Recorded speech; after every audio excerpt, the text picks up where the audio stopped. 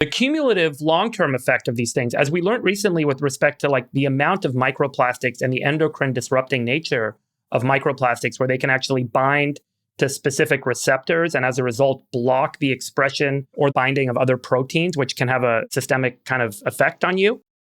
We didn't realize that until recently, after we've been making plastics for 70 years. And then we didn't realize these plastics were breaking down and cumulatively kind of, growing in our environment, in our water supply, as a result, in our food, in our balls, in our brains, in our hearts. And so what are these molecules doing as they accumulate in our body? And that now needs to be studied and understood. And then we have this big, challenging industrial question of what do we do about it? But that's true for nearly every novel molecule we've developed over the past 100 years on Earth. So I think that there's a lot to be said, generally speaking, about the cumulative effect about a lot of the stuff we put in our environment.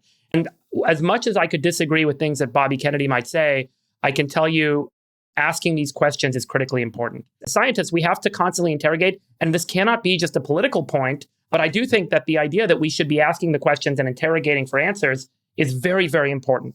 And so